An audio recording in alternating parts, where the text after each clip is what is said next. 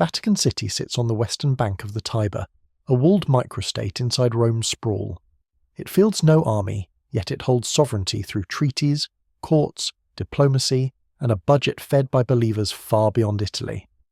Money arrives from villages and cities the Vatican will never police with soldiers, then leaves for salaries, pensions, tribunals, archives, and stonework that cannot be allowed to fail. October 2019 is not a battlefield. It is an accounting perimeter. Inside the Apostolic Palace, gendarmes move beneath frescoed ceilings and past doors thick with varnished wood. Evidence bags crinkle, latex gloves squeak against plastic. The air tastes of dust, ink, and old stone, with a faint bite of toner and lamp oil from offices that run long after prayer ends. Administration sits everywhere. Metal filing cabinets, a stamp pad, leather folders, a printer tray stacked with invoices, and a ledger left open to a column of figures. Outside the walls, Rome is ordinary. Tour buses, motorbikes, heat shimmering off paving stones. Inside, the ordinary becomes procedural. What can be seized, catalogued, and carried. A drawer slides out with a dry rasp. A hard drive is lifted, sealed, and marked on a chain of custody sheet with slow strokes of black ink. Staples bite into paper. A torn envelope edge sheds fibres onto the desktop. Coins show worn rims where fingers have tested their weight. Keys sit cold against the palm, each tooth cut to a different lock. Disclaimer. This documentary compresses complex history. Where records conflict, we will flag ambiguity rather than force certainty. If you value cinematic history told with evidence and restraint, consider subscribing. A raid like this is a confession written in procedural language. It says someone believes the ledgers matter more than etiquette, more than titles, more than the protection of walls built to outlast scandal. It also says the Vatican's power, often described in spiritual terms, travels through accounts, contracts, and approvals. The Holy See is a microstate with a global bloodstream. Offerings, endowments, museum revenue, and investments feed obligations that never appear in sermons. Payroll, pensions, legal defence, maintenance contracts, diplomatic travel, archives that must be kept dry and cool. Even sanctity needs receipts. When the balance tightens, choices follow. Delay a repair, cut a program, sell an asset, borrow or ask donors for more. What makes October 2019 decisive is not simply the search. It is the suggestion that internal safeguards failed to see, failed to slow, failed to keep money inside a single chain of responsibility. Reporting and subsequent inquiries describe a system split across offices with different mandates and degrees of discretion. Some autonomy buys speed. It also creates blind corners. Mechanism. Moment. Control is built from choke points. A payment starts as a paper trail, an invoice, a contract, a stamped request. One signature authorises, another countersigns to confirm authority. A central office reconciles entries against bank statements, checks whether funds are restricted, and demands supporting documents when numbers do not align. Each account held outside that funnel is an escape hatch. Transfers can be routed faster.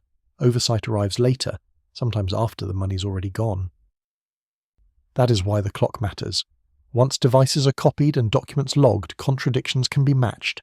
Invoice against transfer, transfer against approval, approval against mandate. But time erodes evidence. Files get misplaced. Staff rotate. Committees dissolve and reform, and every week adds a new layer of institutional self-protection. Attrition sets in. Investigations do not explode. They grind. Lawyers bill. Reputations corrode. Internal trust fractures, and daily governance becomes a quagmire of caution. Every expense questioned, every request slowed, every decision weighed against headlines. Then comes the hard choice. Preserve compartmentalization, useful for diplomacy and internal politics, or centralize and accept what it costs. Centralization can reduce leakage. It can also calcify operations, turning urgent needs into queues and placing coercion at the center. Whoever controls approvals controls tempo. What is funded now, what is rationed, what is quietly denied. The record suggests the decisive turn was the document that came after, signed in a quiet room, designed to strip offices of private vaults and drag funds into one system. new permissions, new reporting lines, new limits on who can open accounts, negotiate with banks, or commit the institution's credit. And then, just as quickly, another signature arrives in 2026, rewriting the machinery again. Some constraints loosen, others tighten. The language is administrative, efficiency, flexibility. But the effect is political. Which offices regain discretion, which lose it, which networks of patronage weaken, which find a new route through the bureaucracy. Historical ambiguity. Public records do not fully reveal the internal rationale for the 2026 revision, and interpretations differ. So the suspense question hangs over everything that follows. When a church built on salvation keeps rewriting its financial rules, is it chasing purity or simply chasing control? But the decisive turn wasn't the search, it was the paper and seal that followed. To understand why ink and accounting can bend sovereignty, we have to trace the older bargains, when spiritual authority learned to borrow, to spend, and to enforce trust through law. Early 16th century Europe is fractured. Bishoprics, free cities, and princes who guard tolls, courts, and coin. Rome is distant in days of travel, yet its claims reach north through sacrament and law. When harvests fail and winters bite, scarcity turns every payment into a question of authority. And in Rome, St. Peter's rises on scaffolds, stone that demands wages, contracts, transport, and constant cash. In a German market town, an indulgence campaign arrives with order behind it. A wooden pulpit stands by the church porch. A clerk lays out a stamp, a ledger, and printed certificates. Damp wool cloaks steam in cold air. Lamp smoke hangs under rafters as people file past sacks of grain and barrels of salted fish, watching a spiritual practice take on the tempo of commerce. At the edge of the square, local officials measure what the crowd cannot see.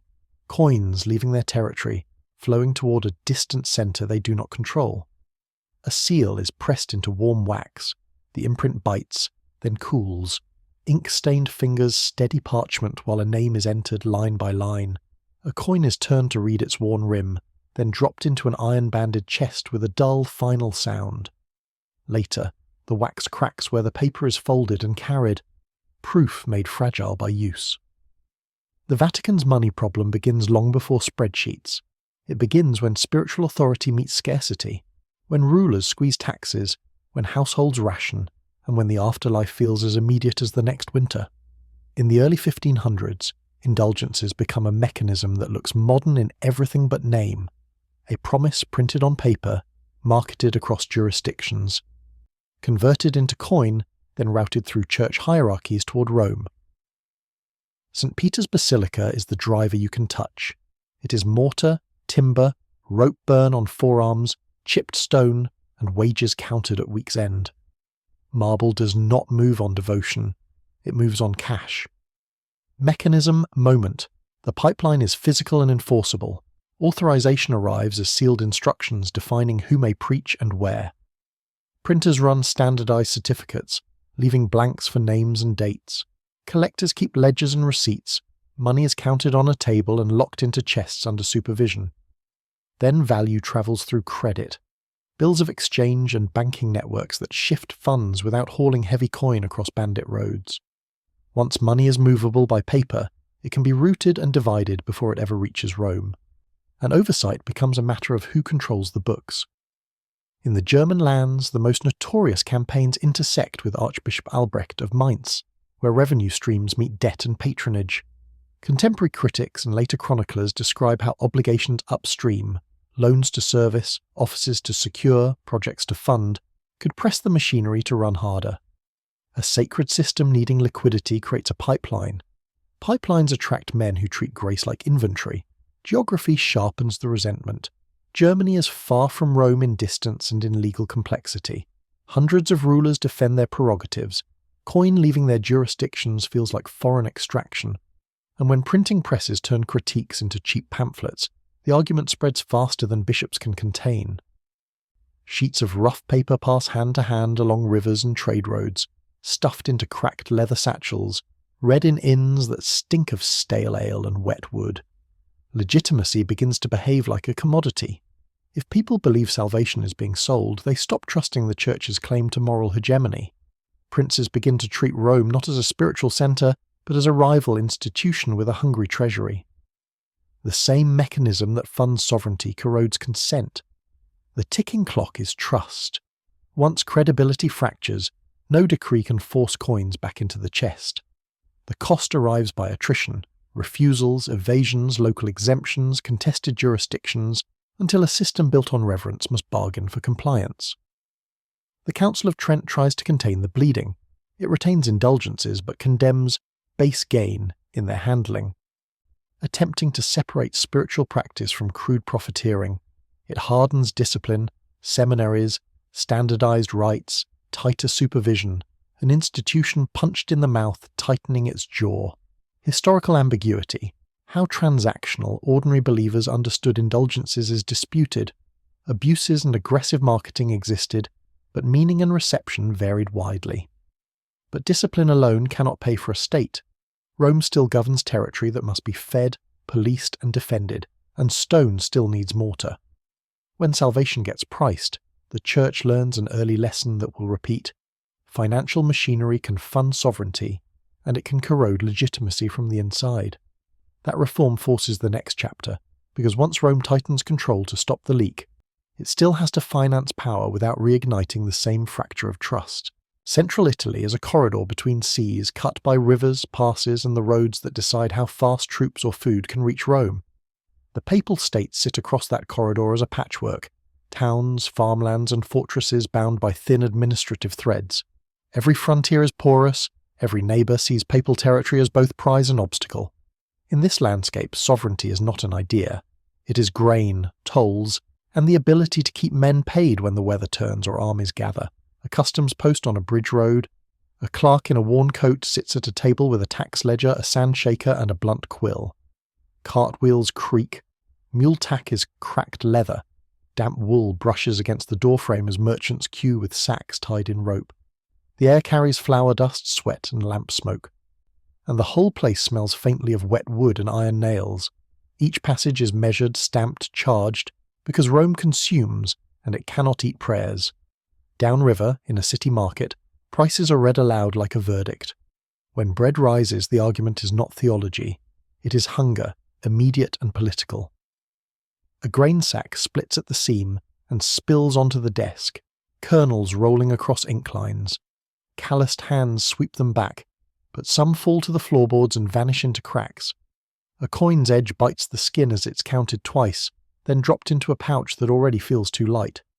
The ledger page is smudged where a thumb is rubbed at damp ink, and a wax seal shows a hairline fracture from being handled too often.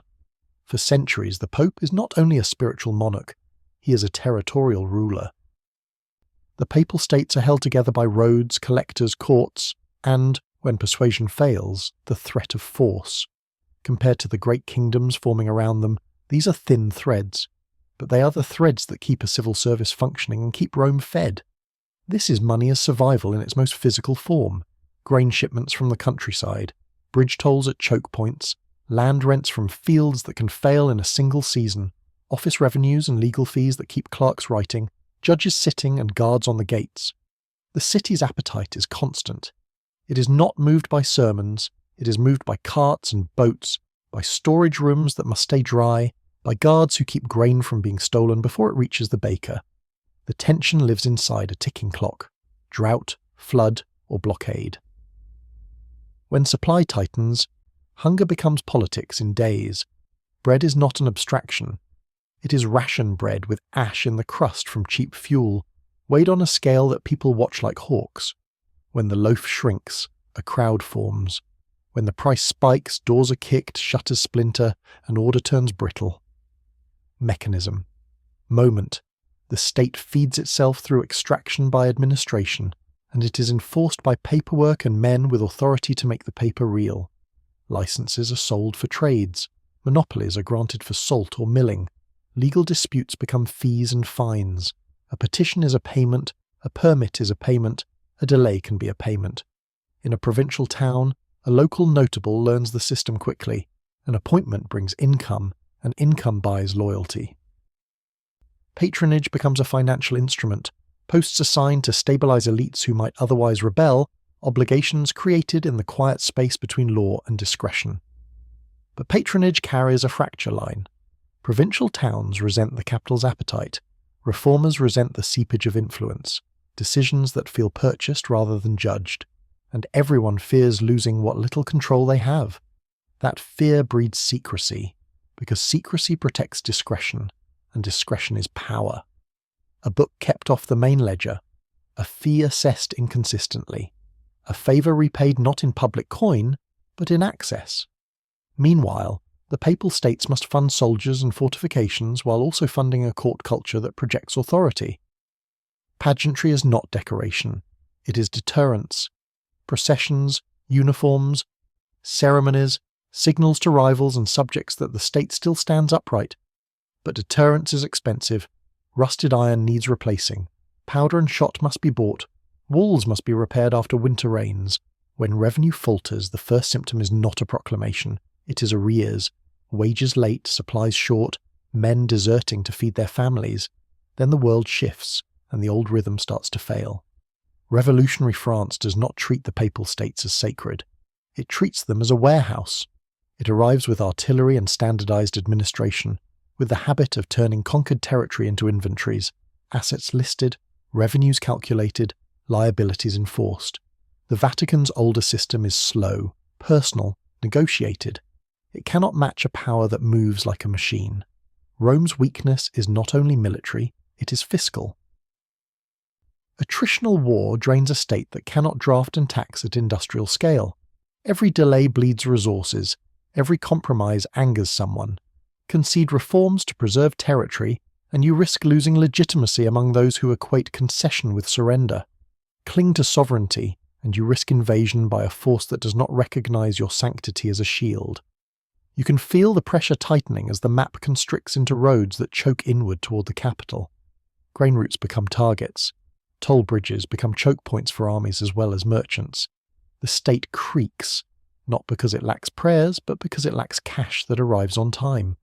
And once a modern army learns that papal assets can be inventoried and seized, neutrality stops functioning as protection. Sanctity stops functioning as armour. The ledger becomes as important as the wall, because the moment papal wealth becomes something an invader can count and confiscate, the next chapter turns from feeding a state to defending its treasury from capture. In 1797, the Italian peninsula is a corridor for armies, and France is no longer a distant idea. It is a moving front with artillery and administrators behind it. Rome sits exposed, its old assumptions tested by a power that treats territory as a ledger. The Papal States cannot absorb attrition against a centralized machine that can requisition, tax and draft at scale. When the French arrive, the question is not only who rules, it is what can be counted, claimed and carried away. A temporary office is set up with tables and papers instead of altars. Commissioners and clerks work under lamplight, the air thick with ink, dust and the smell of sealing wax. Lists are copied, checked and signed. A stamped document becomes permission to enter buildings and select what is to be taken. Outside, carts wait in the street. Inside, corridors echo with boots and the scrape of crates being dragged across stone. This is conquest conducted through classification. A label is tied with twine around a wooden crate. The knot bites tight and leaves a rope burn on a finger. Black ink bleeds into paper fibres as an inventory number is written again, to match a second list. A wax seal is pressed and cools into a hard red disc, then cracks slightly when the lid is forced shut. Dust rises from a frame lifted off the wall, settling onto sleeves and into the folds of damp wool. 1797 is remembered for Napoleon's victories, but in Rome the sharper memory is administrative. The Treaty of Tolentino is coercion written into terms, indemnities, territorial concessions, and the formalized removal of artwork selected by French agents empowered to enter and choose. It is not random looting, it is bureaucratic plunder, inventory as weapon, classification as conquest. Mechanism. Moment. This is how plunder becomes policy. A commissioner arrives with credentials and a mandate backed by troops. He carries pre-printed forms and blank registers. Objects are identified, described and assigned numbers that travel with them, on paper, on tags, on seals. Crates are measured for weight and volume because transport is part of the strategy. Once the lists exist, removal becomes fulfillment. A gallery becomes a storage room. A sacred object becomes an entry in a manifest.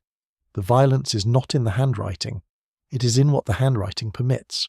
The material reality is humiliating. Rooms that once staged the Church's universal claims are emptied under the logic of empire and hauled north over roads that once served pilgrimage. Wood creaks, wheels groan, and a procession that used to be voluntary becomes forced, guided by paperwork. Historical ambiguity. Whether these removals were legal reparations or theft is disputed. The treaty imposed terms under duress, and legality followed power. The lesson is immediate and lasting. Art, archives, and gold are strategic assets. They can be seized. They can be used to buy legitimacy for regimes that have none. And once you learn that, you start building systems to hide value, because hiding becomes survival. Secrecy stops being merely a habit. It becomes a doctrine of preservation. The 19th century drags that logic into a longer siege. The old territorial base weakens as neighbouring states harden, and nationalism gathers mass. Then the rupture arrives. In 1870, Italian troops capture Rome, ending the Pope's temporal rule over central Italy. The Papal States, those grain routes, toll roads, rents, and offices, collapse into a memory almost overnight. A year later, the Italian Parliament passes the Law of Guarantees, offering privileges and an annual grant while limiting territory to the Leonine city. Here the tension engine becomes a hard choice, with no clean outcome. Accept the state's money and concede that sovereignty is a permission granted by a foreign parliament, or refuse and survive without a tax base. The popes refuse. They do it not because they cannot count money, but because accepting a grant makes independence revocable on paper. From inside the walls, the institution reshapes its pressure into symbolism. The phrase, "prisoners in the Vatican," turns confinement into leverage, a claim meant to keep the question alive internationally. The walls become both shelter and instrument, but walls do not produce revenue, they only reduce exposure. So a new mechanism grows, global collection. Peter's pence and diaspora loyalty become lifelines. Catholic communities abroad mail offerings into Rome, coins wrapped in paper, bank drafts, later transfers, turning faith into cross-border revenue. The Vatican becomes what it will be in the modern era, a microstate funded by a worldwide network, dependent on credibility and relationships rather than fields and toll bridges. The psychology of enclosure deepens. Behind stone, suspicion intensifies. Internal loyalty is rewarded. Discretion becomes a form of protection, because the outside world has demonstrated what it does with inventories, and the outside world keeps changing. Nation-states centralize, banks expand, mass politics rises, while Rome measures time in decades, watching every new law for the moment it becomes a lever. The stalemate cannot last forever. A sovereign that lives on symbolism still needs a settlement that cannot be revoked by a change of mood in a parliament. And in the modern world, settlements are not only signed, they are financed. Because once territory is gone and assets can be seized, the next chapter turns on how Rome buys recognition, through cash, bonds and agreements strong enough to outlast armies. February 1929. Rome is no longer a battlefield for the papacy, but it is still a contested capital in a hardening Europe. The Roman question ends with signatures, not gunfire, and a microstate is carved out of a city that had swallowed it. Sovereignty is granted on paper, in a peninsula where paper has been burned before. And alongside the treaty sits the real engine, liquidity. A formal room, heavy curtains, a table set for state theatre. Officials in pressed clothes move with rehearsed restraint. A fountain pen scratches across thick paper. Blotting sand is shaken lightly to set the ink. The air holds lamp smoke and the faint sourness of old stone warmed by bodies. There is no hymn here, only the quiet discipline of administration, the kind that decides what will be enforceable when crowds, markets and armies shift. Outside, fascist Italy's choreography frames the moment. The settlement is negotiated with Mussolini's state, and the Vatican must accept that the path back to sovereignty runs through a regime that demands spectacle and compliance. A bond coupon is clipped with brass scissors, clean cut, small sound.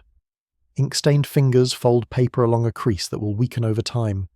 A wax seal cools and hardens, then shows a hairline crack where it's handled again. In a leather portfolio case, documents rub against each other, leaving smudged edges and a smell of paper, glue, and metal fittings. The Lateran settlement recognises Vatican City as sovereign and compensates the Holy See for what it lost in 1870. 750 million lire in cash, plus 1 billion lire in government bonds bearing 5% coupons. It is a political treaty with a financial spine, independence backed by money that can be stored, moved, and converted. The easy story is to call this dignity restored, but money does not arrive clean. It arrives inside fascist Italy's political theatre, negotiated across a table from Mussolini's state. Here the Vatican faces a hard choice that will echo through every later scandal: stay poor and morally simple, or become financially resilient and morally complicated. The choice is resilience. This is not just a moral problem, it is a survival problem with physical constraints. A state with no farmland and limited industry cannot feed itself by tax base. It cannot print money. It cannot draft a workforce into factories. It lives on returns, donations, and management that does not fail when regimes change. Mechanism. Moment. The bonds are not abstract wealth. They are a claim with a schedule. The coupon is a promise that becomes cash only when someone enforces it, when the paper is presented, verified, and paid. Coupons are clipped, counted, and stored. The act is small, repetitive, and decisive. It turns a treaty into monthly payroll, repairs, diplomatic travel, and the maintenance of walls that must not crumble. But it also ties the Vatican's autonomy to the reliability of a state's finances, and in the 1930s, reliability is a scarce resource.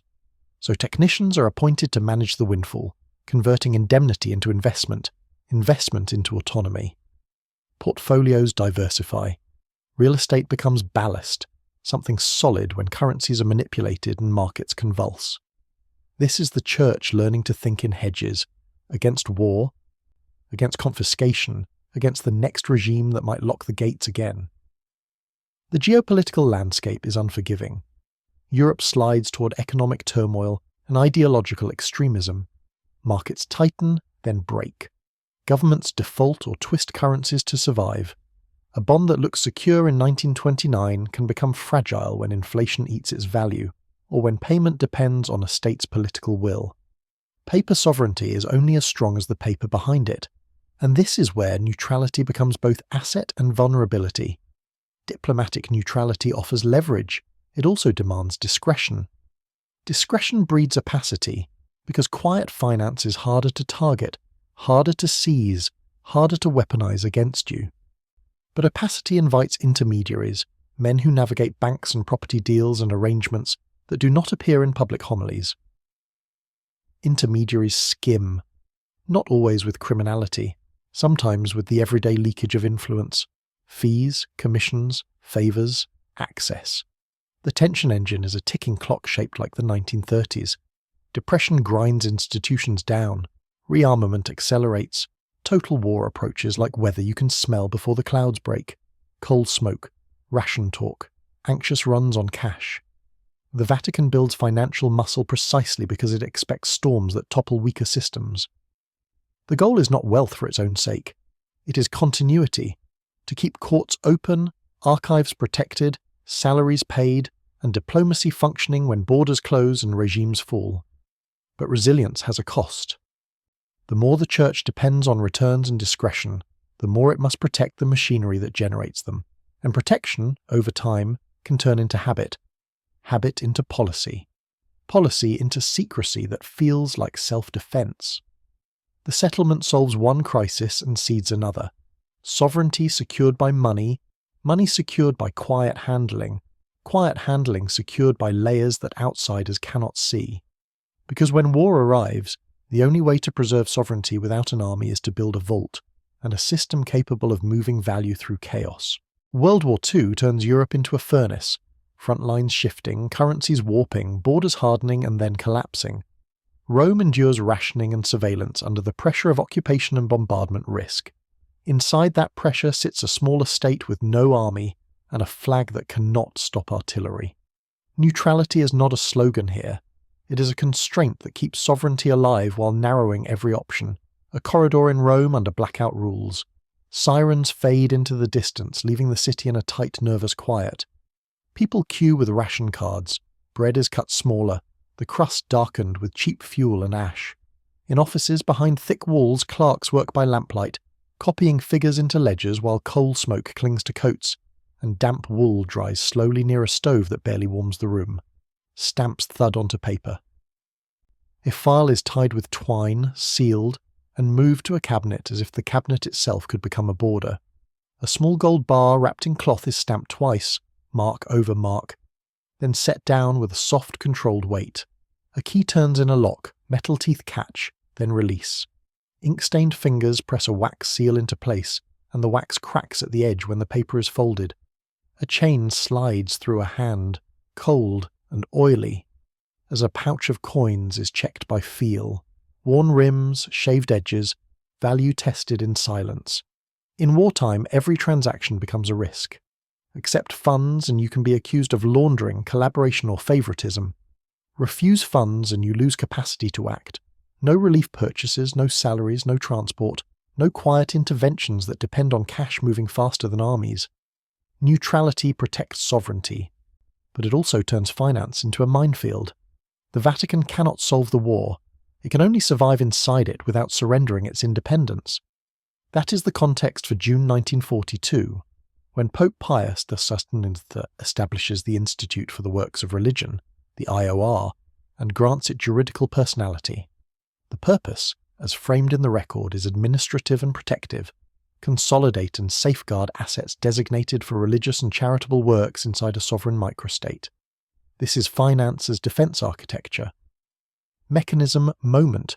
A bank-like institution inside a small state changes what is possible when borders are failing.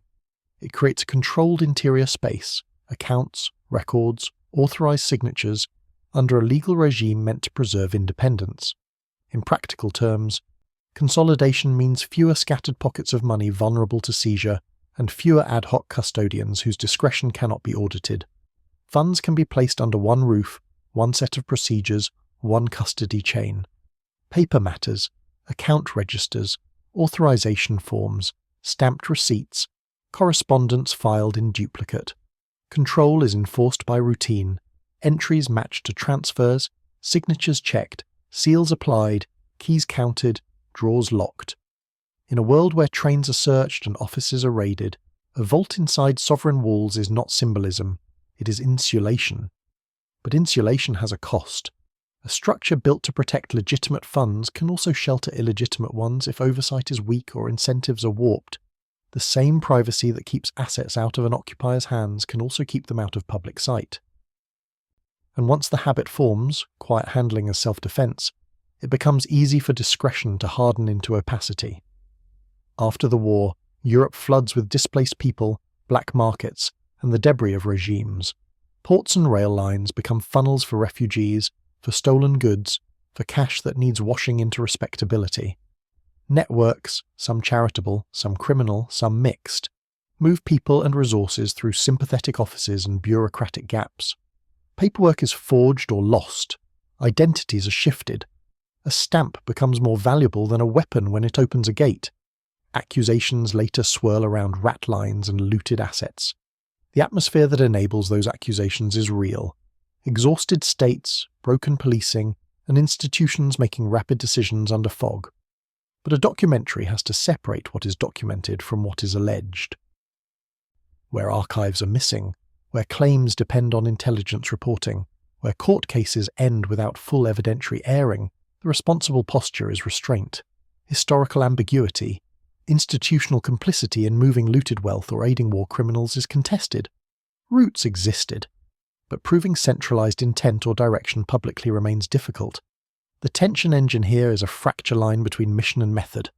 The Church wants to act globally, rescue locally, and negotiate quietly. Quiet makes action possible under surveillance. Quiet also makes compromise harder to detect, harder to correct, and easier to defend after the fact. Human constraints tighten the knot. In crisis, officials prioritize survival. After crisis, they defend decisions to preserve status and avoid shame. Silence becomes habit. Habit becomes system, and systems attract specialists. A vault creates gravity.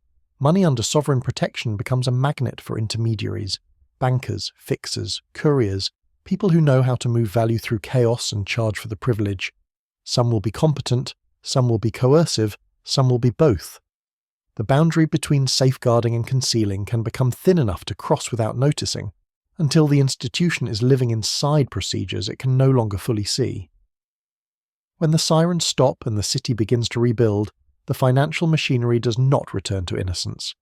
It returns with new muscles and new scars, legal personality, protected accounts, and a culture trained by war to keep its hands closed around the keys. Because once secrecy becomes a tool of governance, Vatican finance draws professional intermediaries who monetize discretion, until the machinery begins to strain under its own hidden weight. By the late 20th century, Vatican finance no longer lives inside Italian borders or parish boundaries. It touches offshore companies, correspondent banks, and a global system where money can cross jurisdictions faster than law can follow. Sovereignty still protects the Vatican on paper, but paper protection has a cost. Outsiders cannot easily inspect the machinery, and insiders can mistake insulation for impunity. In this world, a scandal is not just a scandal. It is a threat to access, credit, and legitimacy. A banking office in the late 1970s, fluorescent light, cigarette smoke trapped in curtains, a metal desk littered with carbon copies. Telephones ring and stop, ring and stop. Clerks stamp forms and file them into drawers that close with a dull clack. In a back room, folders are stacked in uneven columns, letters, guarantees, account statements, paper that looks harmless until it's connected. The air smells of ink, stale coffee, and overheated wiring. Far from Rome, London rain darkens stone. Under Blackfriars Bridge the river moves with indifferent force, and the image of a body becomes a public wound the church cannot cauterize with ritual. A letter of comfort sits on thin paper. Typewritten lines, a signature pressed hard enough to leave grooves. A stamp pad leaves blurred edges where the ink is too wet. Fingertips are smudged black from handling carbon paper. A waterlogged brick lies near a bank statement, its corners softened, its surface gritty with river silt. A chain is cold in the hand, and the metal taste of fear sits behind the teeth. In 1982, Banco Ambrosiano collapses, leaving an enormous hole in its accounts. Its chairman, Roberto Calvi, is found dead in London under Blackfriars Bridge, an image that becomes a stain that never quite washes out. The Vatican is drawn into the story not by doctrine, but by instruments, offshore entities, guarantees, and paper that functions like a promise without admitting it is one. Mechanism, moment. In modern finance, liability can be shaped by language. A formal guarantee is a legal anchor. It admits responsibility if debts cannot be paid. A letter of comfort can be softer, crafted to reassure lenders without signing the full weight of obligation. It is written to calm a bank's anxiety, to keep credit flowing, to buy time. But time is not free. When the structure fails, those letters become evidence of intent, relationship, and expectation. Proof that someone wanted the machine to keep running, even when the numbers were hollow.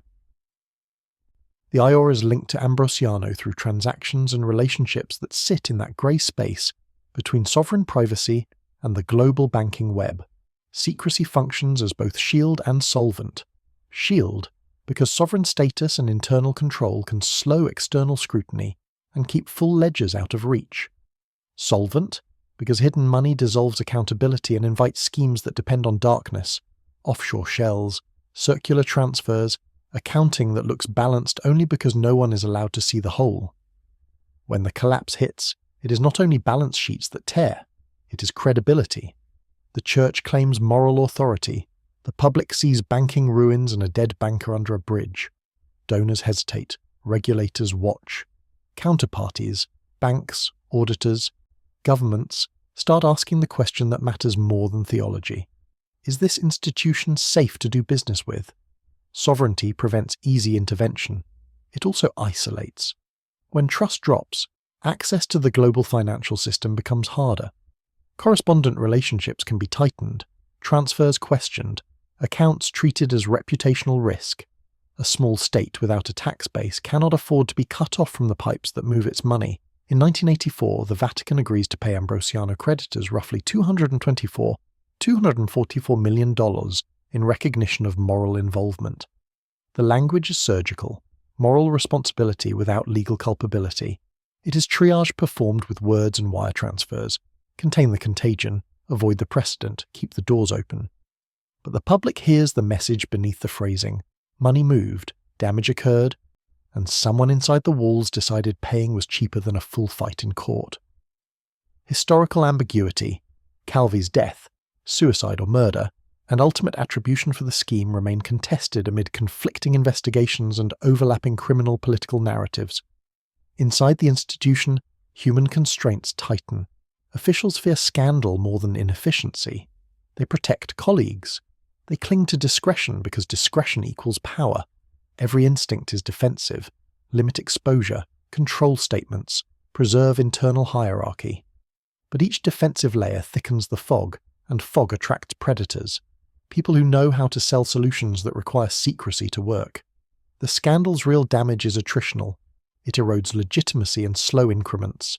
A donor who delays, a regulator who tightens, a banker who declines a relationship, a journalist who follows the paper trail one file at a time.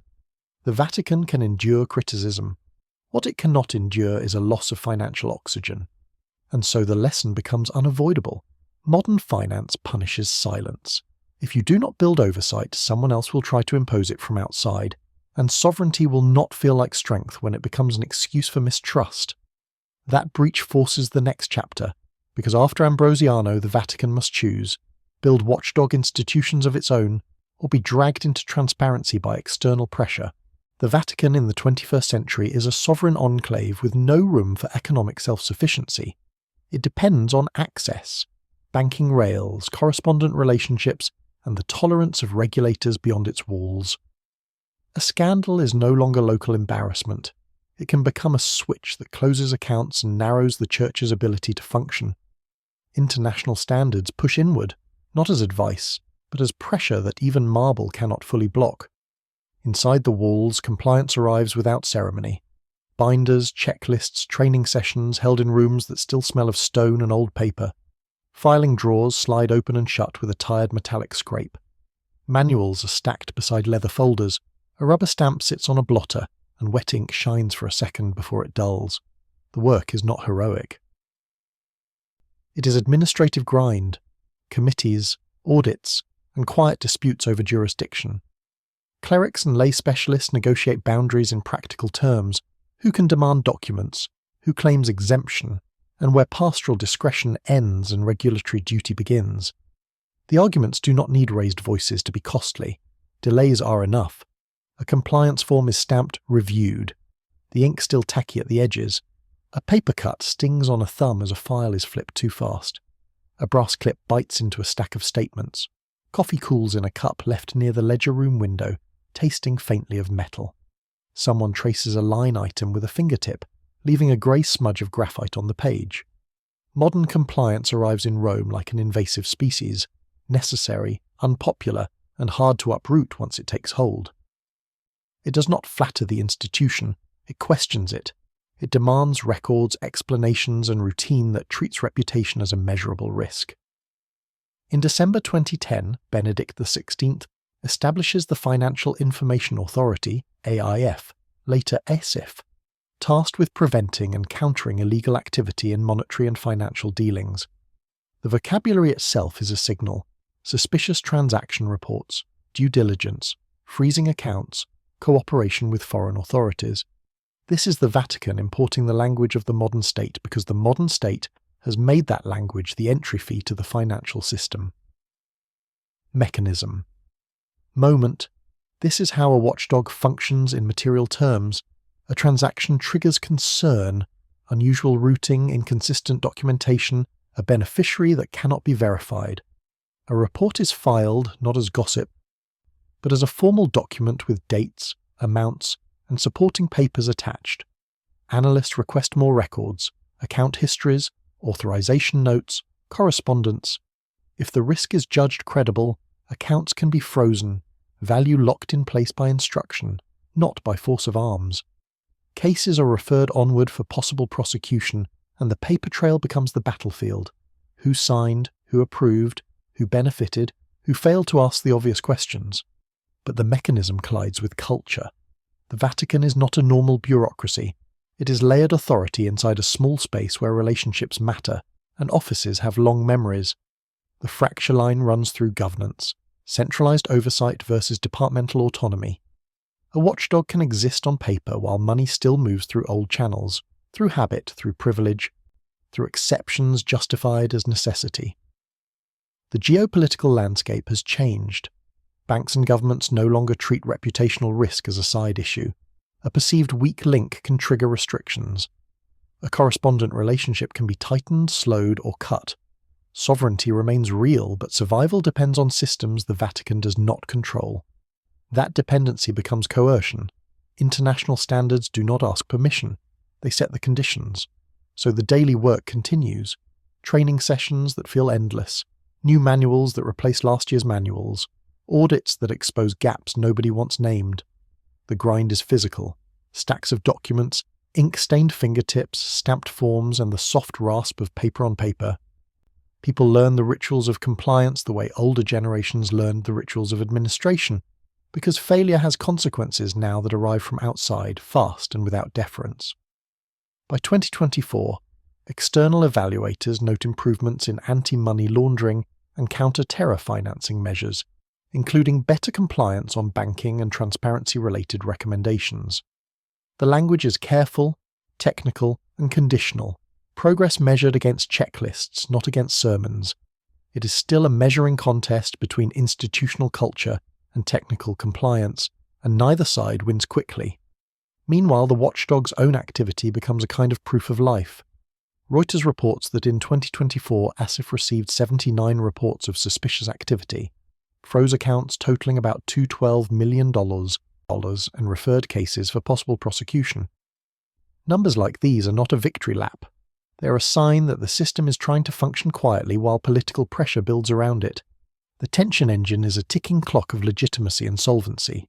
Donations can decline, costs rise, pension liabilities loom like a silent debt that cannot be prayed away. Every scandal makes fundraising harder, which makes the institution more constrained, which increases the temptation to chase returns or to tolerate intermediaries who promise discretion. In that squeeze, the watchdog is asked to do two contradictory things at once: prove transparency to the outside world and protect internal autonomy from being hollowed out. And the deeper lesson is blunt. Watchdogs built in marble can slow decay, but they cannot prevent bad deals if powerful offices still control money in the old way. A compliance regime can freeze accounts and file reports, yet still be outpaced by authority that knows how to route around rules using exemptions, influence, and time. That reform forces the next chapter, because one office in particular will test these new controls, pushing discretion against oversight until the system shows where it can bend and where it breaks. London's Knightsbridge is a calm facade over hard finance, glass, stone, and capital that moves across borders without ceremony. Between 2014 and 2018, a Vatican office in Rome reaches into that market, with reported sums around $350 million are centred on 60 Sloane Avenue. It is not charity money in a box. It is liquidity pulled from a global church into a prestige asset meant to feel stable. When that bet turns, the damage is not confined to one building. It spreads through credibility, governance, and sovereignty itself. Inside the Vatican, this is not handled like a street crime. It lives in offices, contracts, authorizations, brokers' letters, spreadsheets printed and reprinted, until the toner leaves a bitter smell in the air. File drawers slide, binders thump onto desks, and a clerk's stamp lands with a soft, repetitive violence. Approved, received, forwarded. The system runs on discretion, and discretion creates space for intermediaries to multiply. Layers appear, complex ownership structures, offshore entities, and agreements that reward the people in the middle for keeping things difficult to see. Then the walls crack. On October 1, 2019, Vatican police raid offices connected to the Secretariat of State and the Financial Authority. Searches inside the Vatican are rare. When they happen, they signal that internal factions have decided exposure is cheaper than silence. Evidence tape is sealed over a seized laptop. The adhesive catches lint from a sleeve and leaves a dull sheen under the light.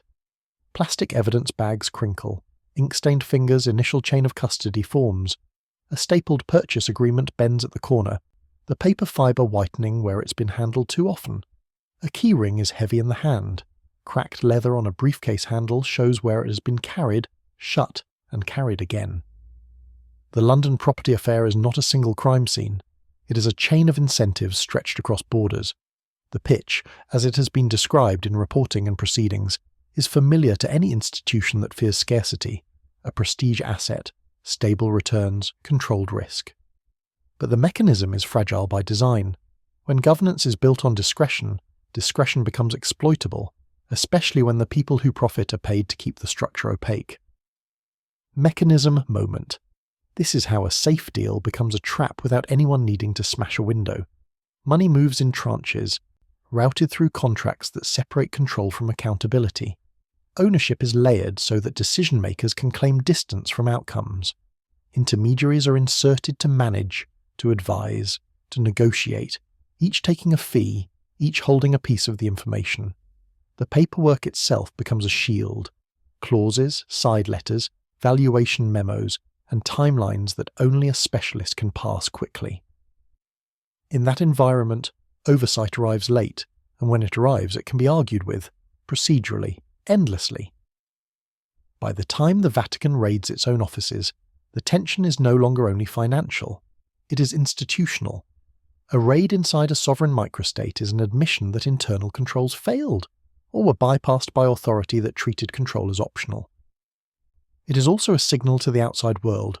Rome is trying to prove it can police itself without surrendering the case to foreign courts. The trial that follows becomes a theatre of sovereignty under stress. The Vatican prosecutes senior figures, including a cardinal.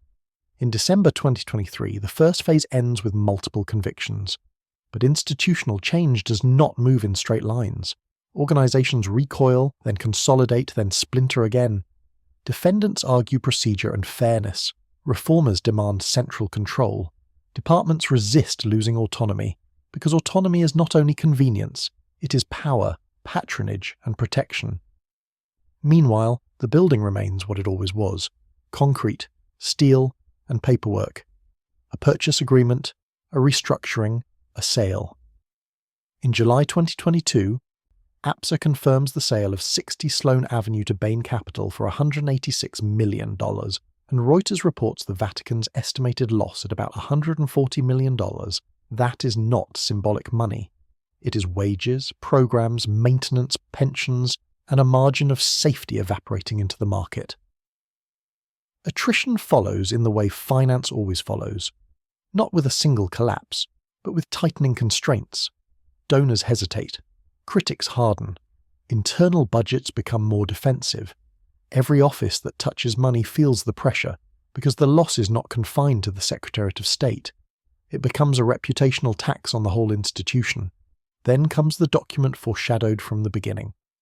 In August 2022, Pope Francis orders Vatican entities to move financial assets into the IOR, centralizing control over liquid assets inside a single institution.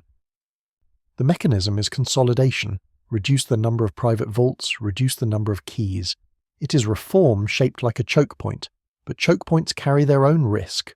Concentrate power, and you concentrate failure if the center is compromised. Centralization can stop a repeat of discretionary side channels. It can also provoke backlash from offices that have long treated financial autonomy as part of their mandate. The hard choice returns in a new form: fragmented discretion that leaks, or centralized control that angers powerful departments and makes every mistake catastrophic. Historical ambiguity, whether the London investment reflects conspiracy or incompetence, remains contested. Governance failures are clear, but motives differ by actor and are still disputed in part. The case does not close neatly because the Vatican is not only pursuing a verdict, it is renegotiating how it governs itself. Courtroom glass, filing drawers, sealed laptops, and ink on decrees are all part of the same struggle. Who holds the keys, who answers when money moves, and who pays when it bleeds? And because centralization breeds resistance, the next chapter turns on backlash and revision. How a new signature in 2025 rewrites the rules again, reopening wounds the Vatican claimed it had sealed. September 2025. Vatican City is a sovereign sliver of territory inside Rome, but its financial credibility is judged far beyond the Tiber. In the modern system, access depends on confidence. Confidence that rules exist, that they are enforced, and that justice is not improvised. A state can survive a scandal. It struggles to survive a scandal plus a perception of unfair justice. The clock is not measured in liturgy. It is measured in counterparties, donors, and the quiet tightening of doors. On September 22, 2025, the appeal phase of the London property case opens in the new chambers of the Vatican Tribunal. Frescoes watch from above, microphones sit on desks, lawyers argue not only the facts, but the standing of the court itself. Vatican News. Files are arranged like fortifications, transcripts, exhibits, stamped motions, binders tied with string. The air tastes of toner and old stone, with coffee cooling in a cup that leaves a brown ring on polished wood.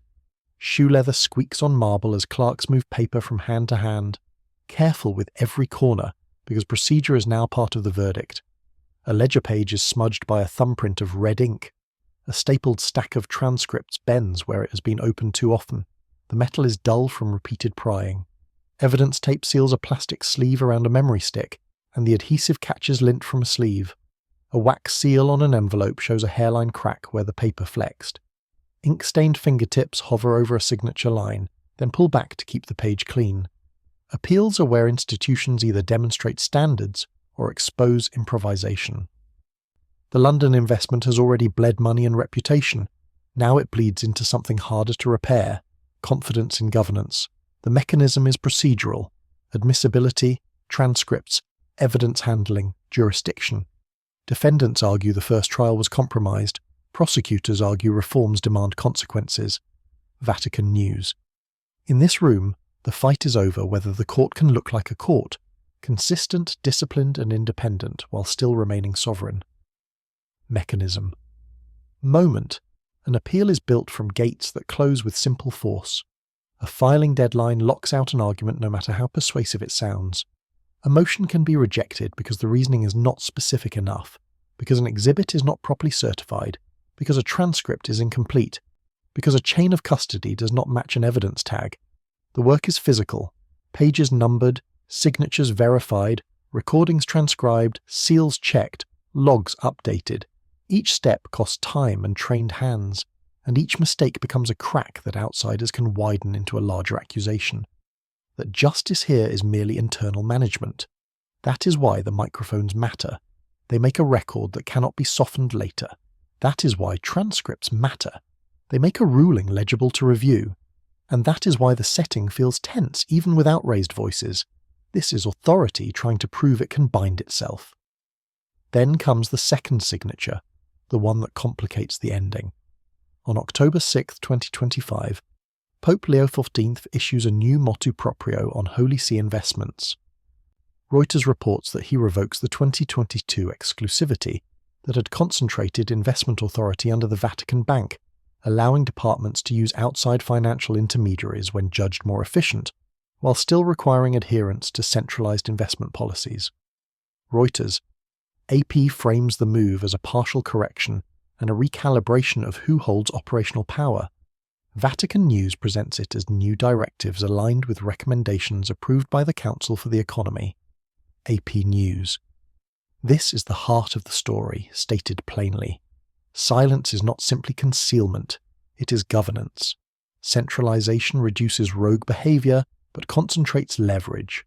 Decentralization increases flexibility, but multiplies blind spots. The Holy See is trapped between two bad outcomes: loosen controls and risk another scandal. Tighten controls and provoke internal resistance that can sabotage reforms from within. Human psychology matters as much as statutes. Officials who rose under discretionary systems defend discretion as prudence. Reformers treat discretion as a synonym for abuse. Both sides fear humiliation. One fears public disgrace, the other fears losing face and autonomy. In that fear, they choose mechanisms that protect themselves, committees that delay decisions, exemptions that carve holes in policy, opaque special cases that preserve maneuvering room. Paper is written to keep options open, even when the outside world demands closure. Historical ambiguity. Whether the 2025 investment changes strengthen oversight or simply reroute risk remains contested. Frameworks improved, but outcomes depend on enforcement and culture, not paper alone. By the end of 2025, the documentary's title becomes literal. The ledgers are not just records, they are contested ground where sovereignty, legitimacy, and survival fight over the same line item. The price is paid in credibility, and credibility is expensive to rebuild once it has been spent. But the decisive turn may not be the verdict. It may be the rule that determines who holds the keys afterward. Because once investment authority is rewritten during an appeal, the closing question becomes unavoidable. Whether money serves the mission, or mission language is used to defend the money. Return to the corridor. The raid in 2019 was not the climax. It was the sound of an institution turning on itself to protect its future. The suspense question wasn't who stole, not really. The deeper question was who gets to hold the keys, and how often those keys must change hands before the building stops feeling like a sanctuary and starts feeling like a bank with altars. The documents answered it in stages. In August 2022, power tightened as assets were pulled inward toward a single centre. In October 2025, power loosened as Leo XIV rewrote the investment rules, balancing centralised policy with operational flexibility. 2 signatures, 2 instincts, control, then recalibration. None of this proves the Church is uniquely corrupt. It proves something colder. Any institution with global reach and limited transparency will attract men who treat silence as currency. When legitimacy is the product, scandal becomes a form of default, and when sovereignty is the shield, accountability must be built from within, or it never arrives at all. If salvation is priceless, why do its guardians keep renegotiating the terms in ink and wire transfers? If this format helps you study, reflect, or sleep, you can like the film and subscribe for more. If you want the full meaning of the ending, rewatch the final 5 minutes. Details were planted early. You can support the research through Buy Me a Coffee. The more support this project receives, the faster we improve sourcing, visuals, and production. Where records conflict, we will keep flagging ambiguity rather than dressing guesses as certainty.